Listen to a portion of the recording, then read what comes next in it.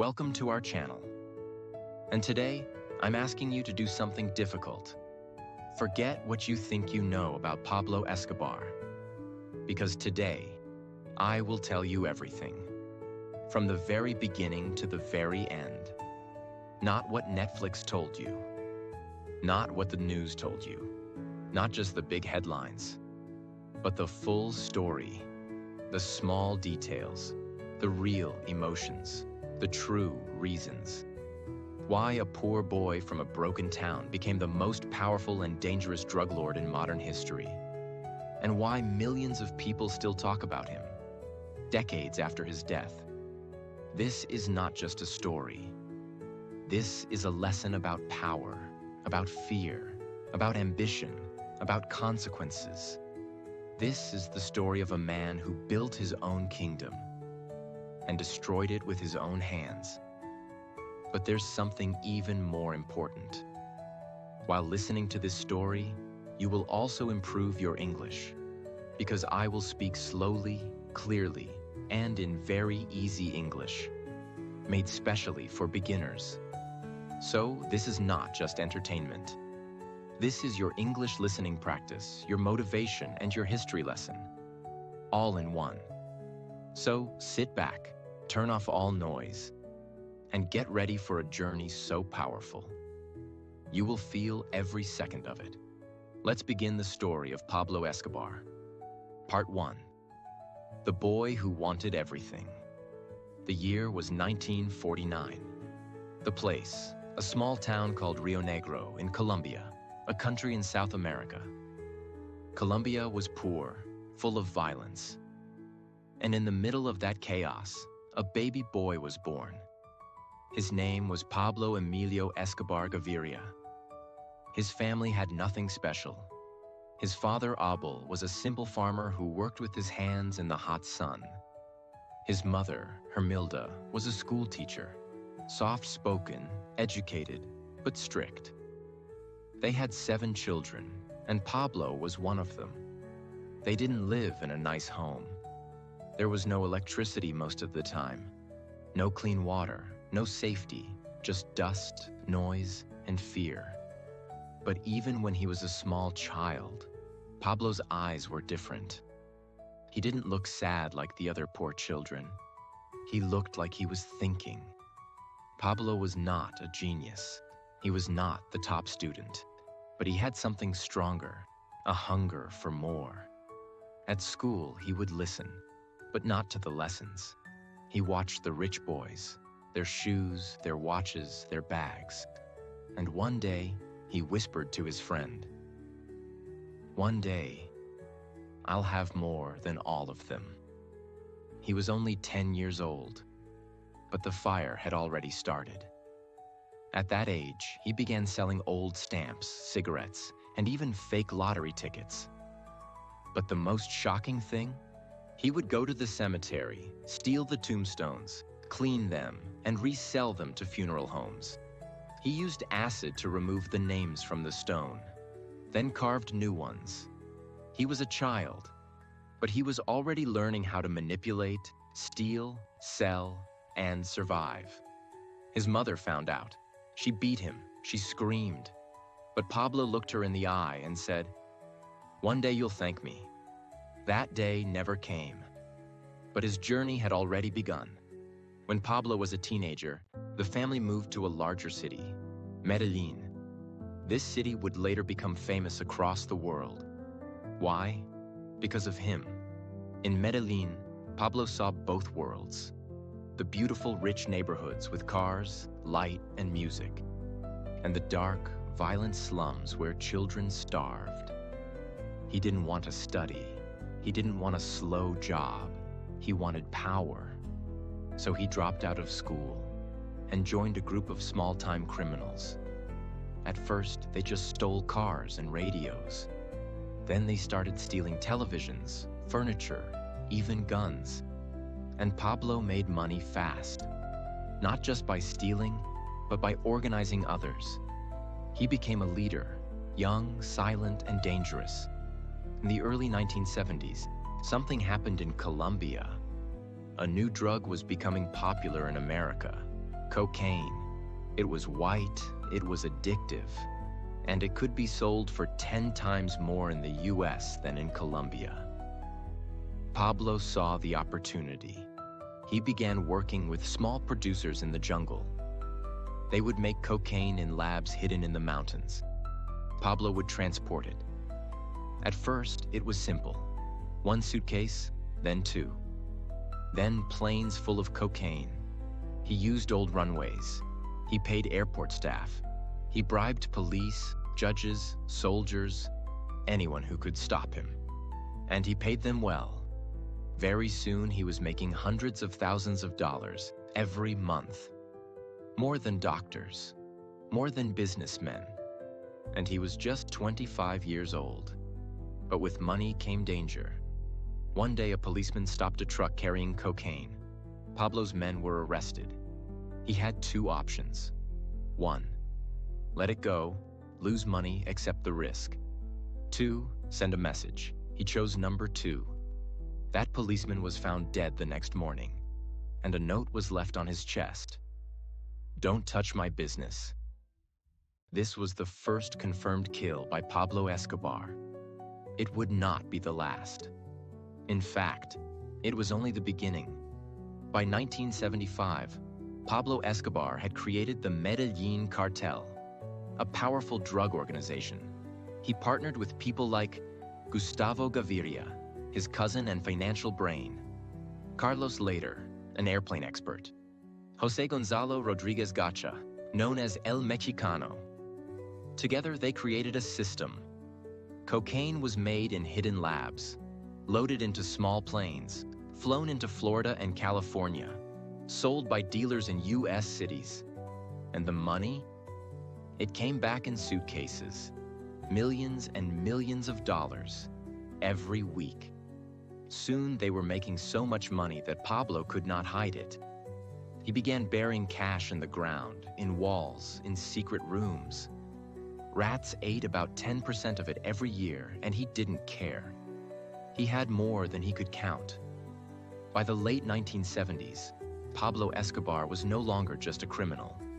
He was now a king in the eyes of many. He gave food to the poor. He built schools and hospitals. He gave away houses to people living in the slums. He even built a neighborhood and called it Barrio Pablo Escobar. The poor called him El Patron, the boss, the Robin Hood of Medellin. But behind that smile, he was creating a machine of terror, money, and silence. If someone talked, they disappeared. If someone betrayed him, their family died too. And still the poor kissed his hands. This was the beginning. A poor boy from a forgotten town, now the richest criminal on earth. But power has a price, and soon the world would come for him. Part 2. The King of Cocaine. Pablo Escobar was no longer a thief, no longer just a smuggler. By 1980, he was becoming something far more dangerous. He was now a global businessman. But his business wasn't coffee, it wasn't oil, it was cocaine. And the world wanted more. In the late 1970s and early 1980s, Pablo Escobar turned cocaine into a global industry. He made it faster, cheaper, and more powerful. But most importantly, he built a transport system that no one had ever seen before. He used small airplanes that flew under radar, boats that crossed oceans at night, submarines built by engineers, even mules. Poor people who carried cocaine inside their bodies on planes. But the real secret? Pablo controlled the entire chain. He paid the farmers who grew coca leaves. He built the secret labs in the jungle. He managed the transport. He handled the money. No middlemen, no outsiders. Only his people, only his rules. And the system was perfect. By 1982, the Medellin cartel controlled 80% of the world's cocaine supply. That's 4 out of every 5 bags of cocaine used in the world, coming from Pablo. Now let's talk about money. Pablo Escobar became so rich that normal banks couldn't hold his cash. He made up to $60 million a day. That's $420 million every week. That's $1.7 billion every month. What did he do with all that money? He bought private airplanes, bought mansions all across Colombia, built his own private zoo filled with elephants, hippos, giraffes, and exotic birds, owned a private airport on his estate called Hacienda Nápoles, bought hundreds of luxury cars, gave away millions to the poor, buried cash in the jungle, in houses, and under the ground. He spent $2,500 a month just on rubber bands to hold the money. And he lost over $1 billion a year because rats were eating the cash he hid. But he didn't care, because more money was coming every single hour. But Pablo wasn't the only drug lord in Colombia. There was another rising cartel, the Cali cartel. They were smarter, more quiet, more patient. But Pablo, he believed in control, not peace. So he started to fight. He ordered attacks, bombings, assassinations. If a police officer arrested one of his men, he killed them. If a judge sentenced someone from his cartel, the judge disappeared. Pablo had a rule: plata o plomo, silver or lead. It meant, take my money or take my bullet. And most people took the money. He had an army of soldiers, hitmen, lawyers, accountants, politicians, and even police officers who worked for him secretly. He had created a shadow government, a second Colombia, ruled by fear and money. But Pablo wanted more than money. He wanted respect. He wanted to be seen as a leader, not just a criminal. So in 1982, he entered politics. He joined a small political party and ran for Congress. And surprisingly, he won. Yes, a drug lord became an official member of the Colombian government. He gave speeches, he wore suits, he promised to help the poor, and he even dreamed of becoming president one day. But many people in the government knew the truth. One of them was a brave man named Rodrigo Lara Bonilla, the Minister of Justice. Rodrigo spoke out. Pablo Escobar is not a leader. He is a murderer, a criminal, a drug trafficker. And Pablo? He felt humiliated. No one had ever said those words about him. Not in public. So one night in 1984, as Rodrigo Lara was driving home, gunmen on motorcycles pulled up. They opened fire. Rodrigo was killed instantly. That killing changed everything. The government finally opened its eyes. Pablo Escobar was not just a politician. He was the biggest criminal in the world. The people were scared. The rich moved to other countries. The poor stayed silent. And Pablo, he declared war. He bombed police stations. He placed car bombs in cities. He ordered the killing of judges, journalists, mayors, even presidential candidates. From 1984 to 1993, over 4,000 people were killed in violence related to Pablo Escobar. He even placed a bomb inside a passenger airplane, killing 107 innocent people, just to kill one man he believed was a spy. The world was now watching. The United States sent the DEA, Drug Enforcement Administration. Colombian police built special task forces. New laws were created. Pablo became enemy number one. But he still had power, because the poor still loved him. Now let's talk about something strange. Pablo Escobar, the killer, the criminal, was also a father and husband. He married a woman named Maria Victoria when she was just 15. He was 26. They had 2 children. Juan Pablo Escobar later changed his name to Sebastián Marroquín. Manuela Escobar, his daughter. He gave them everything. His daughter loved unicorns, so he built a life-size unicorn for her birthday. Once the police were hunting him in the jungle, his daughter was cold. So Pablo took $2 million in cash and burned it in a fire just to keep her warm. He told his son bedtime stories, played with him in the garden, built a house just for his kids to play in. But the moment he left the house, he became a killer again. This double life made him more dangerous. He could smile at home and order a bombing in the next room. Year was 1991. Colombia was bleeding. Bombs had exploded in cities. Politicians were dead. Police officers were buried. People were scared to walk outside. And in the middle of all this fear, one man still had power: Pablo Escobar. But the government was under pressure. The United States was watching. The people were shouting, "Do something, stop the violence." So the Colombian government made a deal that shocked the world. They told Pablo, "Stop the war, stop the bombs, and we won't send you to the US, but you must go to prison here in Colombia." And Pablo said, "Fine, but I will build the prison myself." They agreed. Yes, the government let a drug lord build his own prison. And what he built was not a prison. The prison was called La Catedral, but it didn't look like a prison. It looked like a luxury resort on a mountain. It had a giant living room with leather sofas, pool tables, satellite TV, a bar, a waterfall, a gym, a jacuzzi, beautiful views of the city below. It even had a private disco club where Pablo invited his friends, women, and music bands.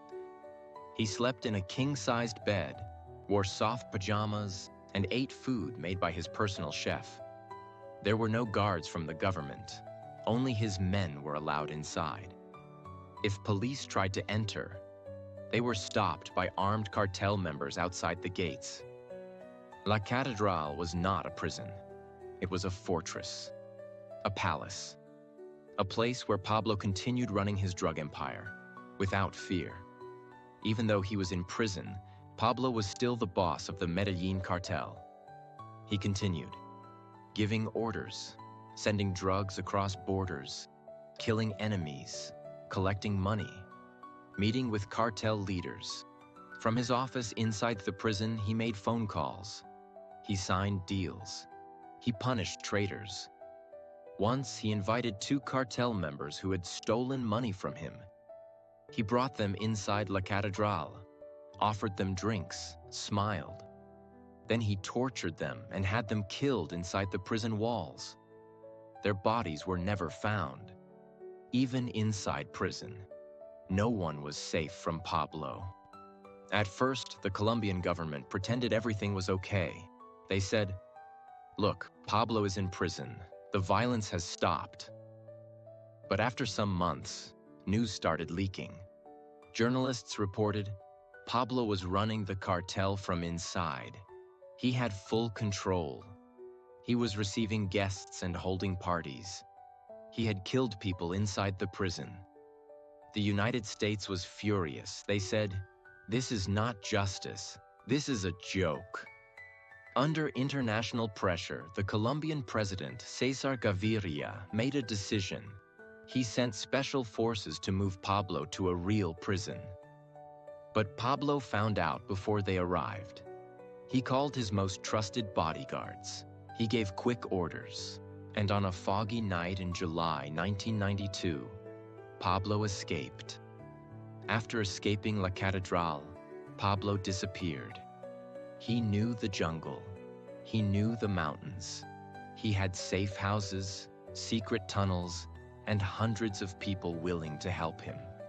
The government searched everywhere. Helicopters flew over forests. Roads were blocked. Phone lines were tapped. But Pablo was gone. He moved at night. He never stayed in one place too long. He used young boys as messengers, old women as lookouts, and priests as contacts. The man who had once ruled a country was now hiding like an animal. But he was still dangerous. He ordered car bombs. He killed anyone he thought had betrayed him. He paid cash to the poor for protection. He continued to control what little was left of the Medellin cartel. Now the war was no longer just Colombia versus Escobar. It was the entire world. The US sent special units to help catch him. They worked with the search block, a Colombian military unit created just to find Escobar. But that wasn't the only problem for Pablo. A new group had formed, Los Pepes, short for Perseguidos por Pablo Escobar, people persecuted by Pablo Escobar. This was a secret death squad. It was made of enemies of Pablo, families of victims, former police officers, even some members of the Cali cartel. They began killing Escobar's people, burning their houses and leaving warning notes. Los Pepes didn't care about laws. They only wanted one thing: revenge. Now Pablo wasn't just being hunted by the government. He was being hunted by everyone. Pablo's family was suffering. His wife and children were moved to a secret location. They had no phones, no freedom, and lived in fear every day. His son, Juan Pablo, later said, "We were trapped in a golden prison. We were safe from others, but not from the pain." Pablo was alone most of the time. He used old radios to communicate. He changed locations constantly. He stopped trusting even his closest men. He was losing control. Money was harder to move. His men were dying. His enemies were growing stronger. And his face was now on every wall, every news channel, every wanted poster. In December 1993, Pablo was tired. He had been hiding for 17 months. He was no longer powerful. He was running out of options. His empire had crumbled. The year was 1993. Pablo Escobar was no longer a king, no longer a businessman, no longer even a full man. He was tired, lonely, paranoid, and weakened. His enemies were closing in from all directions. His money was stuck. His people were disappearing. His power was broken. But the most dangerous part? He still had pride. Pablo had been running for over 500 days. He moved from one house to another, changing location every few nights. Most of these places were old apartments in middle-class neighborhoods. Small, quiet, and safe-looking from the outside. The house where Pablo stayed on December 2nd, 1993, was on Calle 93, in the city of Medellin. It was a two-story home. Simple, no big security, no guards at the door, just Pablo and his most loyal bodyguard, Álvaro de Jesús Agudelo, also known as El Limón. Pablo chose this house for a reason. It was ordinary, and in this moment, he wanted to disappear into the crowd. But he made one final mistake. That morning, Pablo Escobar woke up before sunrise. He was nervous. His beard had grown longer. His hair was messy. He looked like a different man. He didn't eat much. He sat silently in a chair, looking out of the window, watching the city he once ruled. Then, around 9 a.m., he picked up the phone. He called his son, Juan Pablo, who was in hiding with his mother and sister. The call lasted just a few minutes. They spoke in code language to avoid being tracked. He told his son, "Take care of your mother. Be strong. This will all be over soon." It was not a long call. It was not emotional. But it was a call from a father who knew he was running out of time. And he didn't know that the search block, the special Colombian police team, was listening. They had tracked his location using radio triangulation technology. 3 antennas around the city had detected the signal. And now, They knew exactly where Pablo was hiding. The search block didn't waste time. By 12:30 p.m., 8 vehicles carrying over 50 armed officers began moving toward Calle 93. Leading the operation was Colonel Hugo Martinez, the man who had hunted Pablo for years. He had worked with U.S. Delta Force, the DEA, and CIA. But this final mission was all Colombian. They wore plain clothes, used unmarked cars, moved quickly, quietly, without any sound. As they approached the house, Pablo and El Limon were still inside, unaware that death was only minutes away. Suddenly, Pablo heard a noise. It was small, maybe the sound of a radio, maybe a footstep. He walked to the window and saw men moving outside, slowly and carefully. He didn't panic, but he knew. He looked at El Limon and said, "We have to go now." They ran to the back room and climbed out of a small bathroom window that led to the red-tiled rooftop of the building. The sun was strong, the rooftop was hot, and the city was quiet. Too quiet. But the police were already there. Pablo and El Limon ran across the rooftops, jumping from one house to another. They thought they could escape, like they had many times before. But this time, there was no way out. Officers surrounded the area. Snipers took position. Guns were aimed. A voice shouted, "Está ahí, he's there, move!" Gunshots began. El Limon was hit first. He fell to the rooftop dead, his blood running down the tiles. Pablo kept running.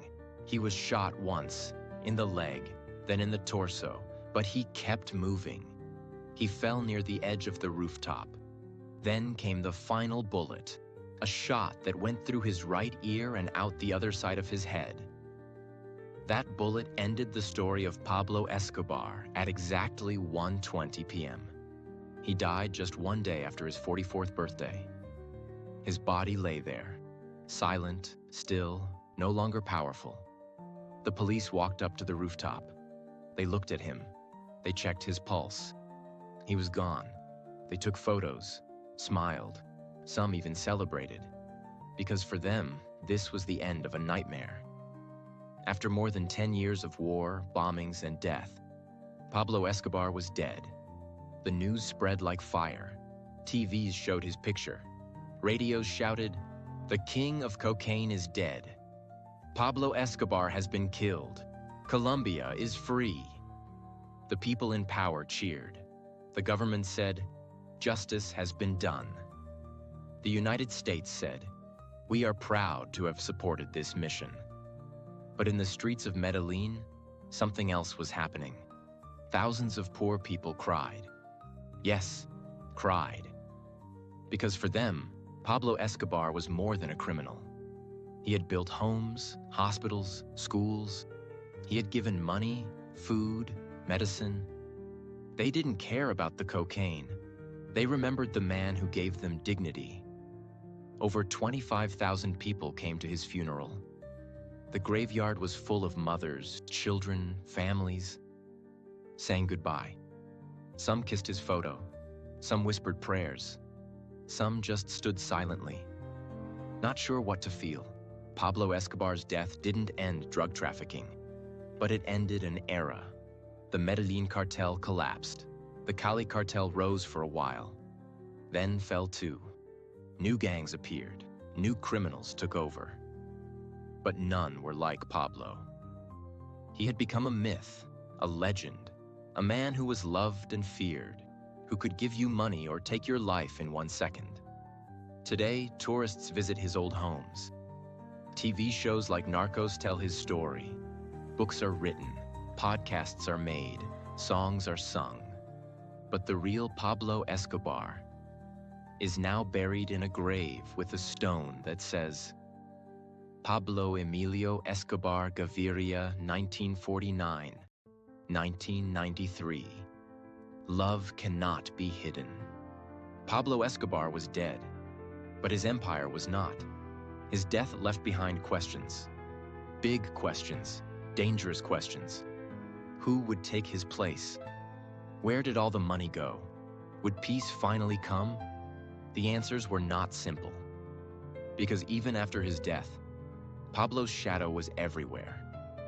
When Pablo Escobar fell on that rooftop in December 1993, the world thought it was over.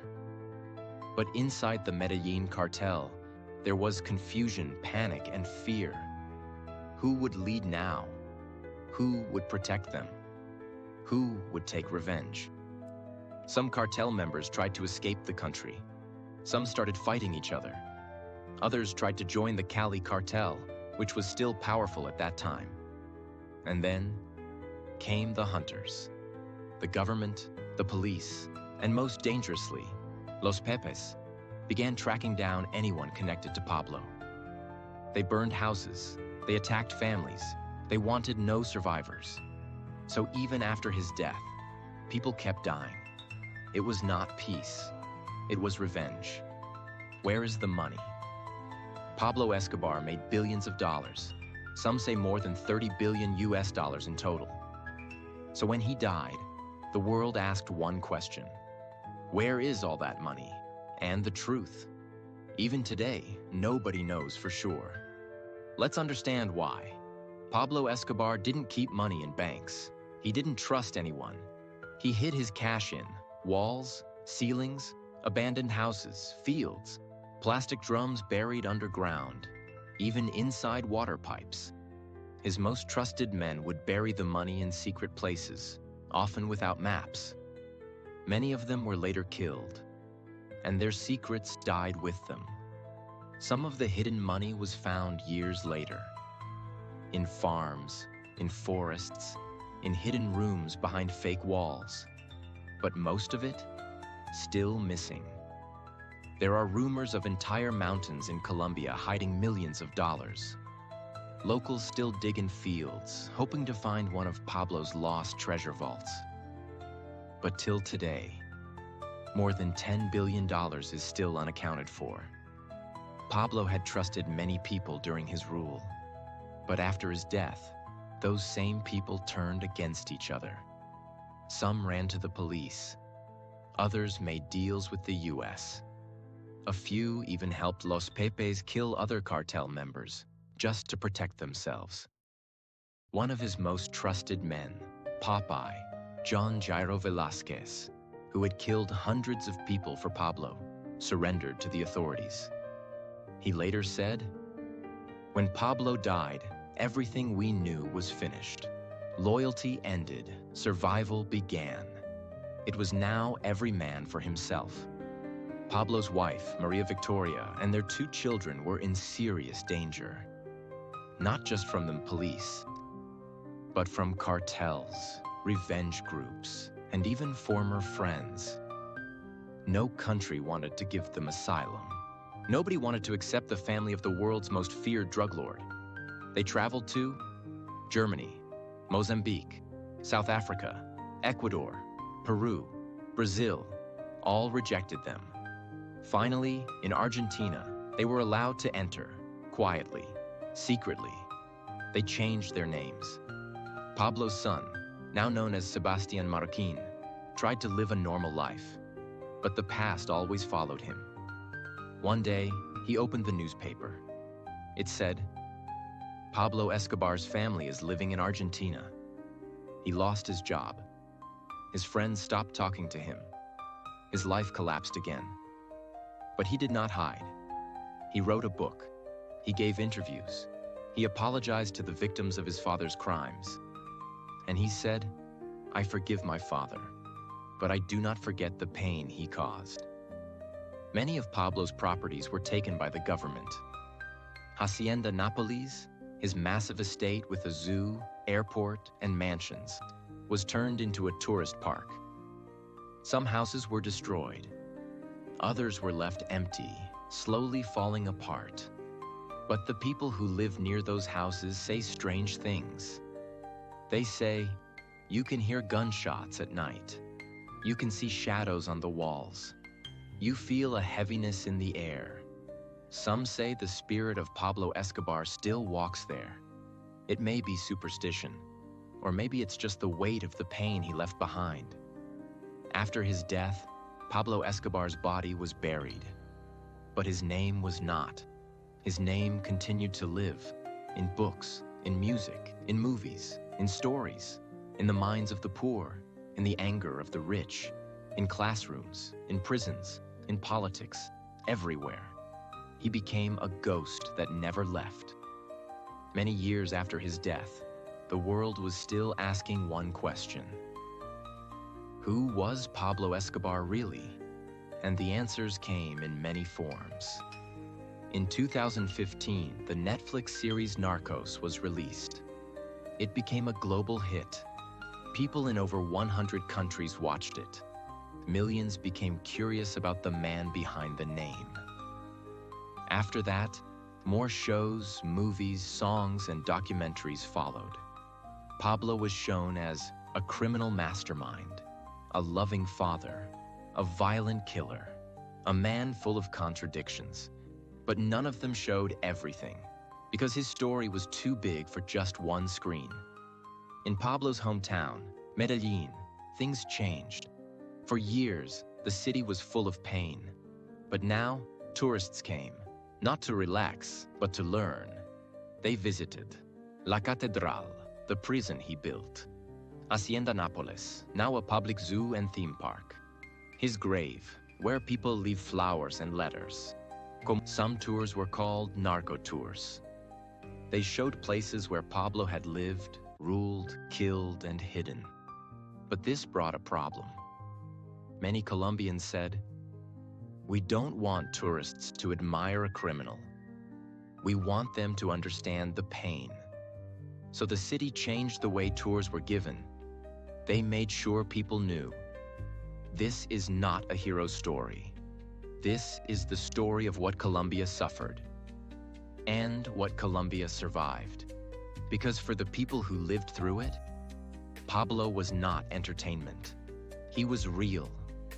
Even today, Colombians are divided about Pablo Escobar.